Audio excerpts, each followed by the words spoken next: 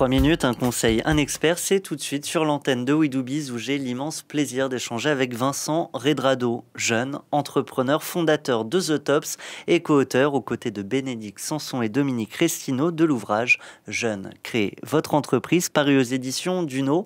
Vincent Redrado, bonjour. Bonjour Thomas. Alors des ouvrages sur la création d'entreprise, il y en a des centaines et des centaines. Vous en sortez un nouveau, orienté jeune, ça veut dire qu'il y a une spécificité jeune, c'est-à-dire qu'on ne leur parle pas de la même manière quand ils créent une entreprise? Clairement, créer son entreprise en étant jeune, c'est radicalement différent. C'est un contexte vraiment particulier pour plusieurs raisons. D'abord parce qu'on n'a pas d'expérience, parce qu'on est extrêmement naïf, on n'a pas de moyens la plupart du temps. Et en plus, on n'a aucune attache personnelle, on n'a pas de prêt, on n'a pas d'enfants, pas de femmes, on n'a rien finalement. Et donc, on est prêt à attaquer n'importe quelle entreprise ou projet.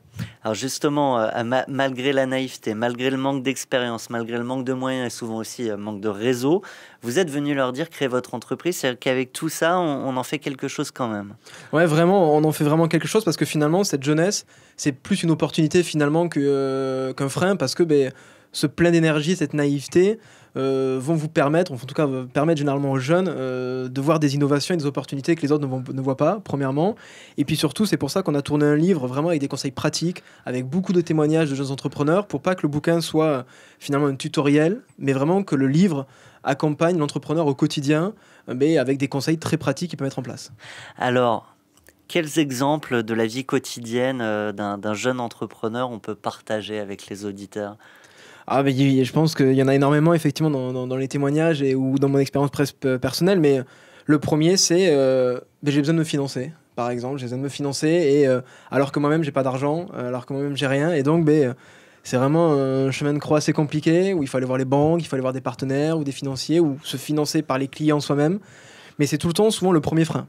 C'est j'ai pas d'argent et comment je crée. Et alors qu'en fait en France il y a des structures d'accompagnement extraordinaires pour se financer. Un autre exemple, c'est l'équipe. Souvent, les jeunes entrepreneurs disent j'ai pas envie de partir tout seul. Mais en fait, finalement, le sujet, c'est pas ça. Le sujet, c'est j'ai une idée et à moi de trouver l'équipe, à moi de trouver les gens avec qui créer l'entreprise.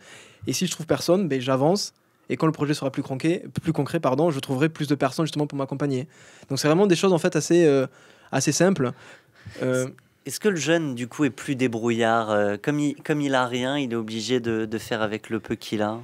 Alors, est-ce qu'il est plus débrouillard? Je sais pas. En tout cas, il est extrêmement débrouillard. C'est-à-dire qu'il va avoir justement, grâce à cette énergie, à ce côté, j'ai envie d'y arriver parce que j'ai rien à côté, donc j'ai pas le choix, je dois absolument y arriver.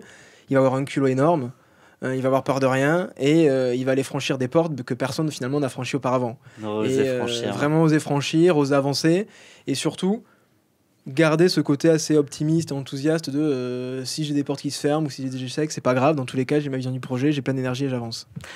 Si je me plante, se disent peut-être certains qui nous écoutent, c'est aussi un frein, des fois on a peur de l'échec, peur de se planter. Souvent le plus grand dans un écosystème où on est là, il faut travailler dans une grande entreprise, il faut avoir un bon salaire, donc c'est souvent un gros frein. Ouais. Et alors qu'est-ce qu'on leur dit à ceux-là? On leur dit tant mieux finalement, parce que en fait la grande chance des entrepreneurs, même ceux qui vont échouer, c'est que pendant le cursus finalement d'entrepreneuriat, ils vont avoir énormément d'expérience, beaucoup plus que tout le monde. Ils vont avoir un réseau qui est énorme et donc en fait que ça marche ou que ça ne marche pas, derrière ils rebondiront mais de manière phénoménale et beaucoup plus rapide finalement que leurs collègues d'école ou de lycée, parce que justement ils auront une maturité qui n'est plus celle de leur âge et en termes d'expérience, n'en parlons même pas.